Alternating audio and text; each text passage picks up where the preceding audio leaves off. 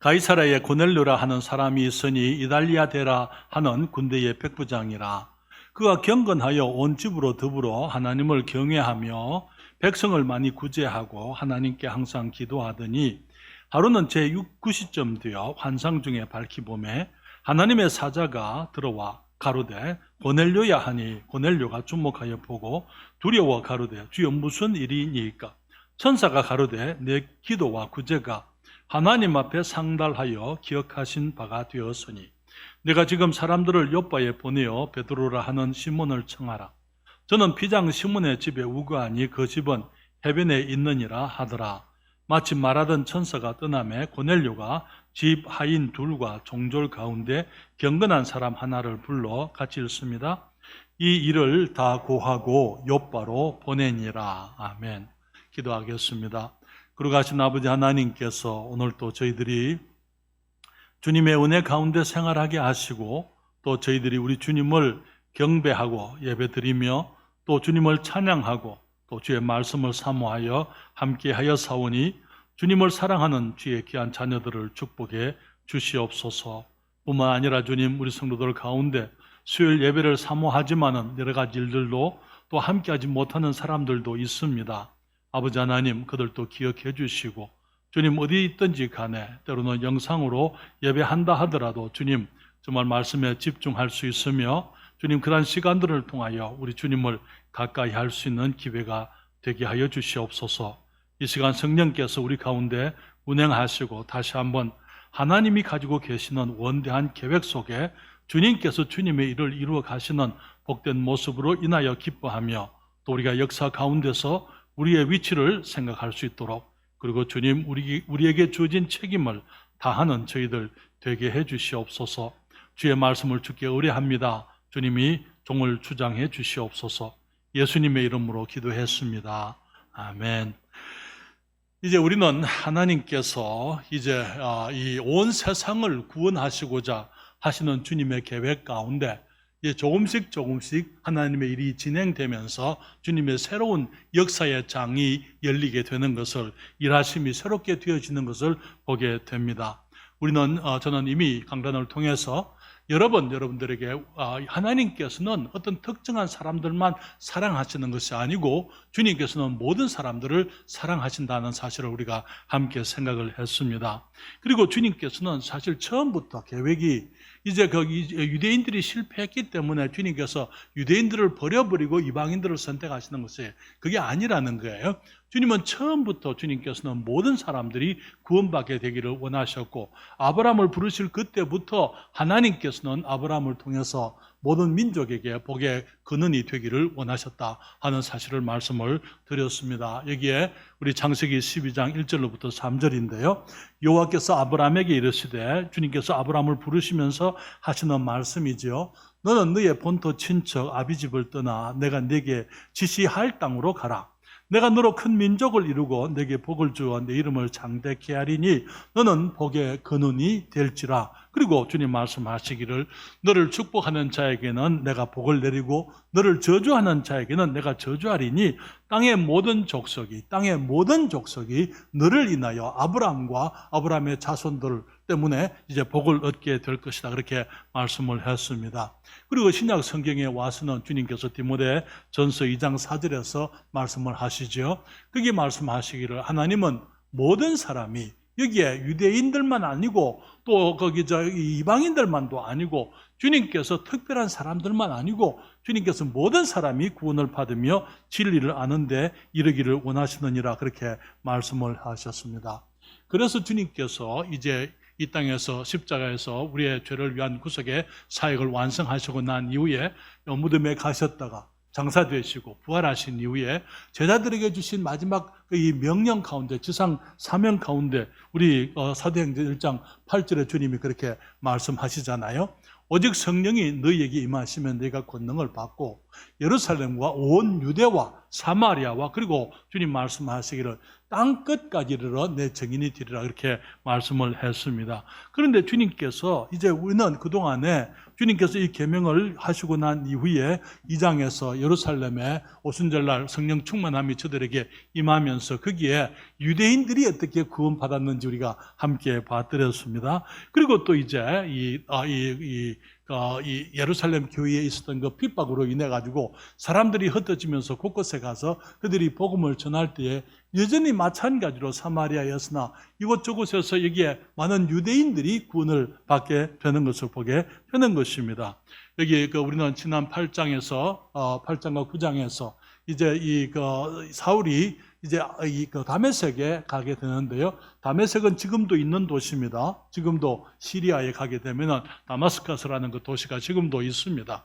그 다메섹에 있는 이제 회당에 유대인들이 예수를 믿고 있기 때문에 그들을 이제 붙잡아 오기 위해서 영장을 받아가지고 가는 길에 예수님을 만났던 것을 보게 되는 것이죠.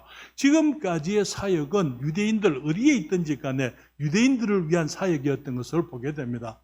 지난번에 우리가 이 8장에 있었던 이디오펜 내시도 마찬가지예요. 그때 말씀드리기를 에티오피아 유대인들이 있다고 말씀을 드렸잖아요. 솔로몬의 자손들입니다. 그래서 계속해서 지금까지는 하나님께서 유대인들에게 사도들이 유대인들을 중심으로 유대인들에게 복음을 전해왔던 것이지요. 그런데 이제 하나님께서는 유대인들만 구원받는 거 아니고 유대인들이 아니라 모든 사람들이 이제 다 구원에 이르게 되기를 원하시기 때문에 주님께서 이제는 처음으로 이제 이 이방인들 중에 한 사람이 주님께로 돌아오게 되고 이방인들을 향한 구원의 복음의 문이 열리게 되는데 그 문을 이 베드로를 통해서 열으시게 되는 것을 우리가 성경을 통해서 보게 되는 것입니다. 그래서 하나님께서 영원 전부터 계획하신 이 온 세상을 구원하시고 교회를 통해서 하나님의 일을 이루고자 하시는 그 계획을 주님께서 이제 하나씩 실천해 가시면서 이제는 저와 여러분과 같은 이방인들에게도 이제 복음의 기회가 주어지게 되는 그 사건을 오늘 이 사도행전 10장에서 우리가 보게 되는 것입니다. 여기 1절에 말하기를 가이사라에 이렇게 얘기하고 있습니다.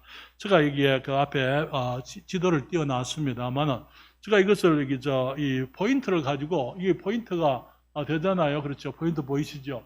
그런데 이게 가면 안 돼요. 텔레비에서는 그 포인트가 표가 안 납니다. 이게 반사를 해버리니까 이게 아마 표면이 그런 것 같아요. 반사를 시켜버려가지고 앞에 볼 수가 없습니다. 그렇지만은 여러분들이 그 지도를 보시게 되면은 여러분 예루살렘이 어디 있는지 보이십니까? 예루살렘 보이세요? 네, 예루살렘이 여기에 있습니다. 그 밑에 베들레헴이 있고요. 그 위에 보게 되면 라말라가라는 곳이 있고 여기 오른쪽에는 예리고가 있습니다. 그리고 사마리아 지방인데요. 그리고 라말라라는 그 별표가 있는데 그 왼쪽으로가 지난번 있었던 그 애니아라는 사람이 중풍병을 낫게 된 루따라는 곳이 바로 거기에 있습니다. 그러면서 그 지역을 일컬어서 샤론 광야라 그렇게 얘기를 했어요. 샤론의 평지, 샤론 평지라 그렇게 얘기했는데 그 위에 보시게 되면은 요빠가 있죠. 요빠 위에 텔아비브라 그렇게 얘기했습니다. 지금은 텔아비브라는 도시가 지금 항구 도시가 지금 있습니다. 거기에 공항이 있다고 말씀을 드렸잖아요. 이스라엘로 들어가기 위해서는 텔아비브에 들어가서 이제 그 비행기를 타고 이제 내리게 되고 요빠는 지금 또 큰 항구 도시입니다. 그리고 요빠에서부터 이제 조금 북쪽으로 올라가시게 되면은 그 위에 가이사라라는 마을이 있습니다. 가이사라라는 도시가 있는데요. 거기는 이제 아주 그 유명한 곳입니다. 앞으로 우리가 가이사라에 대해서 우리들이 이제 계속해서 공부하게 되겠습니다만 마찬가지로 여기에 이 샤론 평야의 북쪽에 있으면서 아주 비옥한 딱 곳입니다. 그리고 항구 도시이기 때문에 그곳에서 이제 그 헤롯의 궁전이 그곳에 있게 되고요. 이 바다 별장이 헤롯의 바다 별장이 지금도 그 흔적이 있습니다. 그리고 가이사라 거기에는 이제 거기 지난 2000년 동안 있었던 수많은 이제 이 지중해 연안이기 때문에 유럽에서 오는 사람들 또 문물이 교환되어지던 곳이기도 해드렸습니다. 특별히 지금도 그곳에 가게 되면은 이제 이 사라센 제국이 어떤 사람들인지 아시죠? 유럽은 중세기 1200년 동안 이 사라센 제국하고 끊임없이 갈등을 했습니다. 그것이 이제 이슬람 사람들이죠. 그러면서 그 흔적들을, 그 갈등들의 흔적이 지금도 그곳에 남아 있는 것을 보게 됩니다. 그래서 여러분, 우리가 이제 이 가이사라라는 가이사라라는 도시에 거기에 고넬료라는 한 사람이 있었다, 그렇게 얘기를 했는데요. 이제 고넬료에게 복음이 전거되어지는 사실을 통해서 먼저 여러분들과 함께 이 몇 가지 생각을 오늘 저녁에 하기를 원합니다. 첫째로 우리는 이 고넬료는 이방인이었다라는 사실을 생각해 볼 수 있습니다. 그는 로마 사람이었습니다. 로마의 백부장이었어요. 그는 여기에 이탈리아대라고 하는 부대에 백부장이라는 사람은요, 이 100명의 군사를 부하로 거느리고 있는 사람을 의미하는 것입니다. 우리 성경에 보게 되면 백부장이 나오고 천부장이 나오잖아요. 그러면서 이제 거기에 이 사람들이 이제 로마 군인들이지만은 그들이 유대 지방에 주둔을 하고 있었던 것을 보게 됩니다. 그러면서 이제 점령군으로서 식민지를 다스리기 위해서 파견을 받은 그런 군인들이었습니다. 그런데 여기에 이 로마 사람이었지만은 이 사람은 하나님을 경외했다, 그렇게 얘기를 했어요. 그것을 통해서 우리가 배울 수 있는 것은 이 사람은 매우 진지한 영적인 사람이었다 하는 것이죠. 왜냐하면은 그 당시에 이 로마 사람들은 로마의 황제를 신으로 여기고 있었습니다. 하나님의 신의 아들 로마의 황제를 신으로 여기고 있었기 때문에, 다시 말하면 로마의 이 신민이 되고 이 식민지 사람이 되면은 전부 이제 마치 전에 우리 일본 시대에 그렇게 얘기했잖아요. 일본 시대에 천황이라 그랬지 않습니까? 일본의 왕을 천황이라 그렇게 해서 각 우리 한국에 있는 모든 학교에서나 관공서에서 이제 거기에다가 이 신사를 차려놓고 거기에 예배를 하게 했던 것처럼, 그래서 이제 그것을 강요했더랬잖아요. 지금 로마 시대에도 이 황제를 신으로 여기고 있었기 때문에 모든 이제 이 로마의 신민들은 전부 이 황제를 섬기고 있을 때에 이 사람은 하나님을 경외하고 있었다, 그렇게 말하고 있는 것입니다. 다시 말하면 그는 식민지에 와서 이제 유대인들을 다스리지만은 유대인들의 치안을 유지하고 로마를 위해서 그가 이제 거기에 복무를 하고 있으면서, 그렇지만은 식민지 사람들을 그가 경미히 여기지 않았고, 왜냐하면 거기 보면은 그가 이 하나님 앞에 기도와 구제가 상달했다 그랬잖아요. 이 고넬료는 선한 사람으로서 식민지 사람들, 유대인들에 대해서 그는 이제 이 호의를 가지고 있었고, 무엇보다도 유대인의 하나님에 대해서 그는 잘 알고 있었던 것을 우리가 짐작을 해볼 수 있습니다. 왜냐하면은 그의 삶에 있어서 나타났던 여러 열매들이 그가 어떤 사람이었는지 우리가 알게 해주는데요. 그가 이제 이 유대인의 역사, 다시 말하면 구약의 하나님에 대해서 알고 있었기 때문에 그 하나님을 경외하고 하나님 앞에 기도하는 시간을 정해놓고 기도하고 있었다, 그렇게 말하고 있습니다. 여기 보면은 제9시 기도 시간이라 이렇게 얘기했어요. 우리가 여기 사도행전 3장에 보게 되면은 베드로와 요한도 제9시 기도 시간에 성전에 들어가다가 성전 미문에 나면서부터 안전병이 된 그 사람을 만나서 그를 고쳤잖아요. 여기 그 당시에 이스라엘 사람들에게 있어서는, 유대인들에게는 하루 3번의 정해진 기도 시간이 있었습니다. 제3시가 기도 시간이었어요. 제3시는 오전 9시를 말하는 것입니다. 그리고 제6시가 기도 시간이었습니다. 제6시는 정오를 말하는 것입니다. 그리고 제9시가 기도 시간이었는데 그것은 오후 3시가 기도 시간이었습니다. 유대인들은 일반적으로 이 아침에 9시 그리고 정오 오후 3시에 그들이 하나님께 이제 기도 드렸던 것입니다. 그런데 여기 이 고넬료도 마찬가지로 그 기도 시간에 하나님께 기도를 하고 있었다는 것이죠. 그렇기 때문에 우리는 여기 이 고넬료가 정말 이제 이 단순한 이방인이 아니고 하나님에 대한 갈급함, 하나님에 대한 알고자 하는 그런 마음, 하나님에 대한 어떤 열린 마음으로 하나님을 향하여 기도하는 그런 사람, 진리를 찾는 사람이었다 하는 것을 우리가 추측을 해볼 수 있습니다. 그런데 사실은 그런 사람들이 고넬료만은 아니었어요. 성경에 보게 되면은 그 가버나움에도 이 백부장이 있었던 거 여러분 기억하십니까? 여기 우리가 누가복음에 보게 되면은 거기에 가버나움에 있는 백부장, 여러분 잠깐만 제가 이거 지도를 다시 보여드릴까요? 가버나움이 어딘지 아십니까? 가버나움 보시게 되면은 저 위에 이게 갈릴리 바다가 있습니다. 갈릴리 바다 바로 위에 보면은 가버나움이 있어요. 보이십니까? 예, 그렇죠. 가버나움은 거기 예수님이 나사렛은 이곳에 여기 쪽에 좀 떨어져 있는데 이 나사렛에서 예수님이 성장하셨지만은 나중에 주님께서 본 동네 주님의 무대를 이제 가버나움으로 옮기십니다. 왜냐하면 나사렛 사람들이 예수님이 가셔서 회당에서 말씀을 전하면서 이제 이사야를 통해서 말씀했던 기름 부음을 받은 그리스도로서 자기 자신을 나타낼 때에 그 사람들이 말하기를 이 사람이 요셉의 아들이 아니냐, 그 형제 자매들이 우리와 함께 있지 않느냐, 그러면서 예수님을 절벽에 밀어서 죽이려고 했더랬어요. 그래서 그때 이후로 주님은 나사렛을 떠나서 이제 가버나움에서 중심으로 해서 주님이 사역을 하시게 됩니다. 그런데 그때에 이제 이 가버나움에 이 유대인 장로들이 나왔다 그렇게 얘기하고 있습니다. 왜냐하면은 거기에 그때 있던 이 고넬료라는 사람이 이 고넬료가 아니고 그 백부장이 가버나움의 백부장이 종이 병들었어요. 그렇기 때문에 그 종의 병을 고쳐주시라고 이 백부장이 나와서 주님께 부탁하는 것이 아니고 유대인 장로들을 보내는 것을 보게 되는데요. 그 유대인 장로들이 와가지고 예수님께 부탁하기를 이 사람의 종의 아들을 종의 그 병을 고쳐 주십시오. 그렇게 얘기합니다. 거기 보게 되면 이런 그렇게 7장 누가복음 7장 4절부터 5절에 이에 저희가 예수께 나와 간절히 구하여 가로되 이 일을 하시는 것이 이 사람에게는 합당하니이다. 무슨 말입니까? 그 종을 고쳐주시는 것, 병을 낫게 해주시는 것이 이 백부장에게는 합당합니다. 왜 그렇습니까? 제가 우리 민족을 사랑하고 또한 우리를 위하여 회당을 지었나이다. 그렇게 말씀을 했습니다. 여러분, 언제 기회가 되면은 우리가 갈릴리, 이제 이스라엘 여행을 하기를 원하는데요. 우리가 갈릴리, 이 갈릴리 바다의 남쪽에 있는 디베라라는 도시가 있는데 우리가 주로 이제 디베라에 가서 이제 배를 타고 갈릴리 바다를 건너서 북쪽으로 가면은 그게 끝에 이제 가버나움이 있습니다. 그 가버나움에 가게 되면은 지금도 그 회당이 지금도 그곳에 있어요. 근데 여기 말하기를 이 유대인 장로들이 말하기를 이 사람을 위해서 이런 일을 해주는 것이 합당합니다.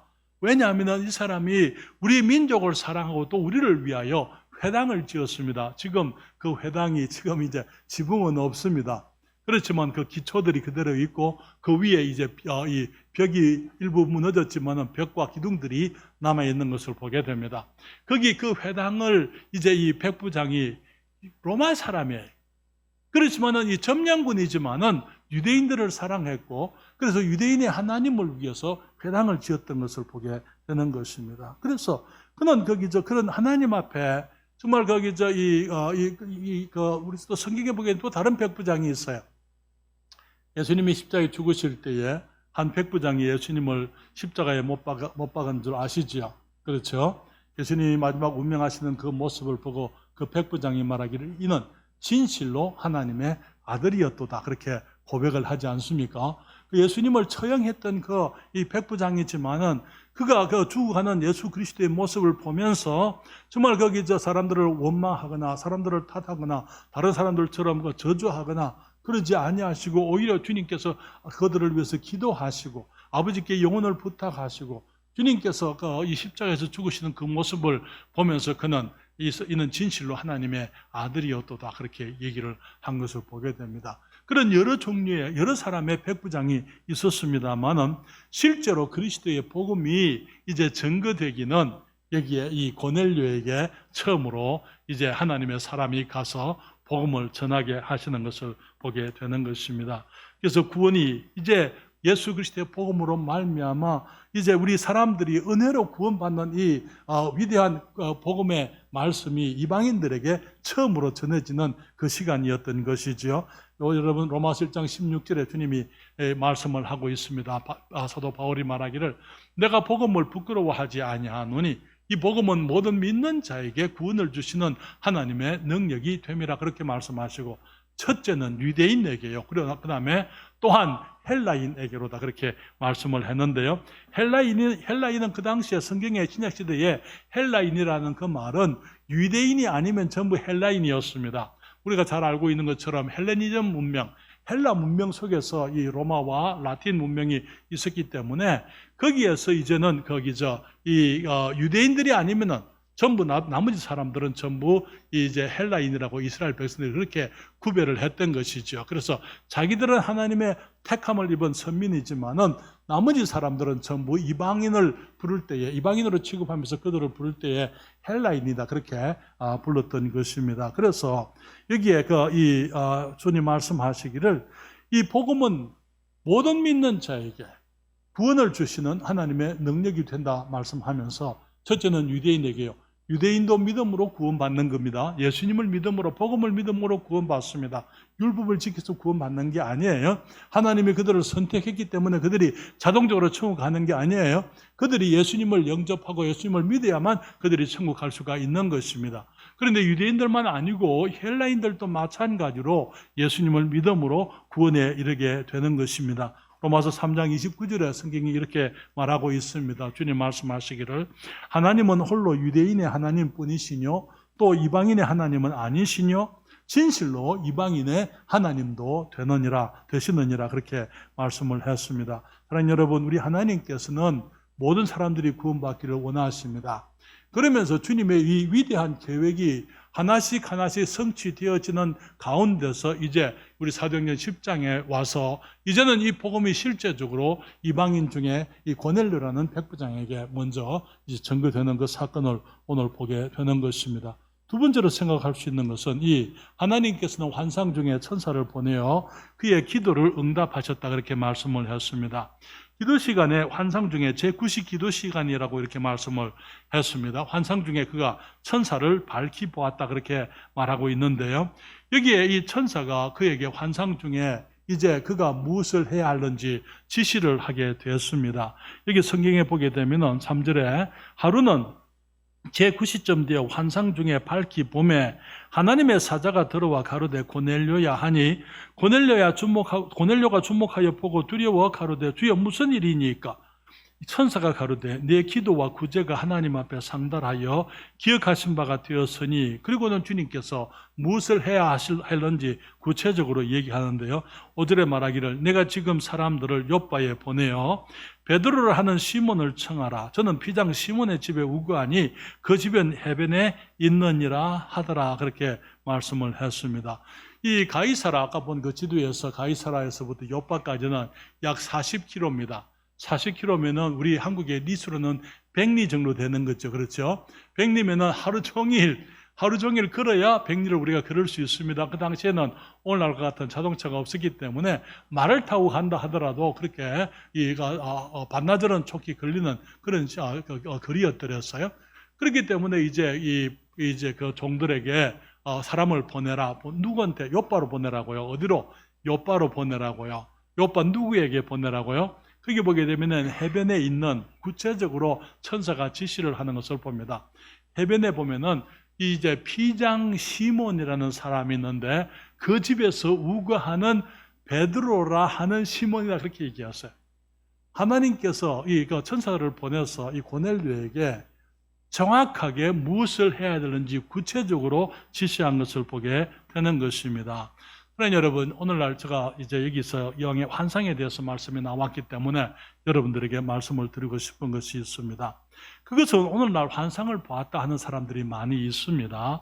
그런데 많은 경우에 오늘날 사람들이 환상을 보았다라고 하는 것을, 그런 경험들을 가지고 얘기하는 것을 보게 되면은요, 어떤 사람들이 환상을 보아서 천사가 아니면은 그들이 본 예수님의 어떤 모습이 저들을 보내서 영혼들을 구원해라, 영혼들을 주님께로 인도해라, 그런 것보다는 많은 경우에 보면 그 개인적인 어떤 얘기를 하는 것을 보게 돼요. 천사가 내게, 혹은 환상 중에 예수님이 내게 이것저것을 하라, 그렇게 해서 마치 내게 어떤 축복이 임하게 되고, 아니면 하나님께서 내게 어떤 특별한 계획이 있는 것처럼 얘기하고, 그래서 거기가 특별히 이제 환상을 통해서 내가 어떤 영적인 경험을 했기 때문에 하나님께서 내게 특별한 은혜를 베푸신 것처럼 자기 자신에 대해서 얘기하는 사람들이 많이 있는 것을 보게 됩니다.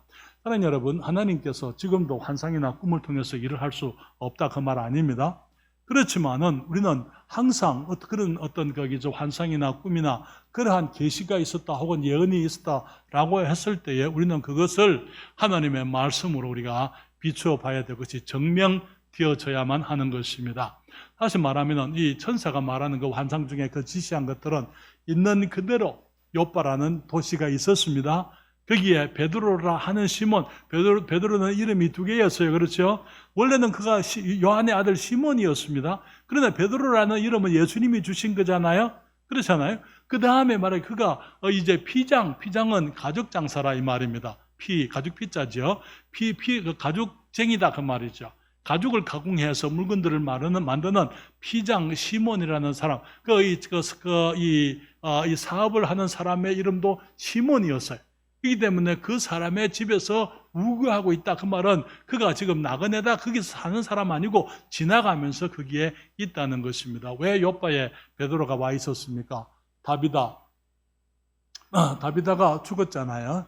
그래서 이제 다비다를 그곳에 가서 이제 도르가를 이제 죽은 경건한 그리스도인을 살렸지 않습니까? 그러면서 이제 그가 아직까지 요빠에 머물러 있을 때에 천사가 이 고넬료에게 그 말씀을 통해서 이제는 이 베드로를 청해 오도록 그렇게 지시를 했던 것을 보게 됩니다.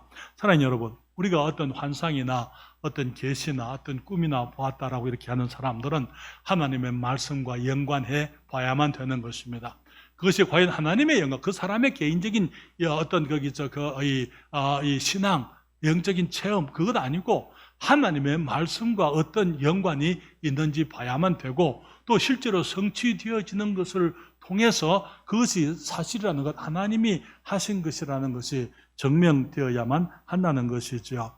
여러분, 예전부터 구약시대도 이제 이 환상을 보았다라고 하는 거짓된 자들이 있었습니다. 지금도 그런 사람들이 있지만은 구약시대에도 그런 사람들이 있었어요. 특별히 사회가 어지러울수록 그런 일들이 더 많이 있습니다. 예루살렘이 이제 유다가 멸망할 그 시점에 예루살렘이 파괴되어지고 느부갓네살 왕이 와서 이제 유다를 완전히 바벨론으로 잡아가게 될, 포로로 끌어가게 될 그때에 예레미야가 활동했지만은 거기에 예레미야의 말을 정반대로 이제 이 반박하고 대적하는 거짓 선지자들이 많이 있었던 것을 보게 되는데요.